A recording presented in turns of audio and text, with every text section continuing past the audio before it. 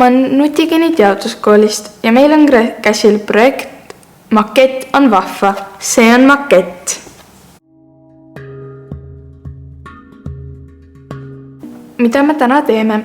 Täna uurime põõsaid, põlisrahvaste arhitektuuri ja meisterdame paar kera. Alustame kerast.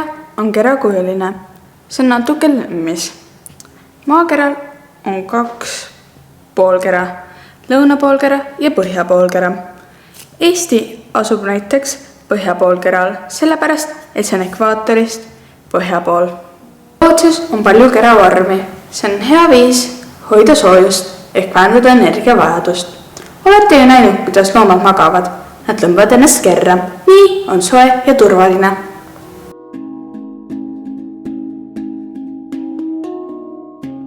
Paberis kera tegemiseks läheb vaja tavalist paberit või natuke paksemat paberit. Lõikame sellest kuni 8 riba, mis on näiteks 1 sentimeetri laiused. Alustame mõõtmise ja märkimisega. Selleks, et rivad tuleksid 1 laiused, teeme paberi mõlemasse serva 1 sentimeetri järel kriipsukesed.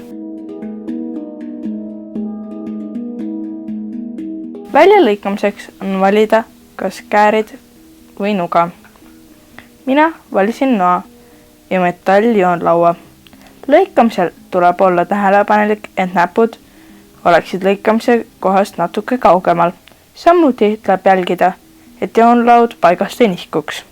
Selleks vajuta sõrmedega tugevalt joonlauda ja lõika paraja hooga. Nüüd läheb vaja liimi. Abivahendiks 1 suurte ringide tegemiseks kasutan teibirulli ja märkimiseks pliiatsit. Riba panna ümber rulli. Pliiatsiga teha ühendusjoon peale ja liimida ja ongi esimene rõngas valmis. Veel 7 teha ja eeltöö saabki tehtud. Võta esimesed 2 rõngast ja proovi panna need risti. Siis tee esimene rõngas pealtpoolt ja altpoolt liimiga ja pane teine rõngas peale ja hoia.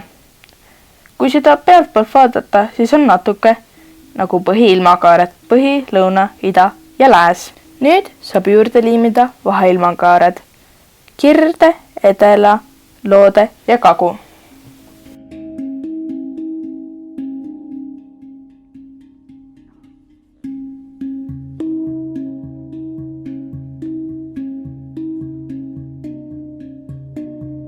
Viimased 2 rõngast pane näiteks tihenduseks nagu meridiaanid või tee ekvaator ehk paralleel ehk rööbik.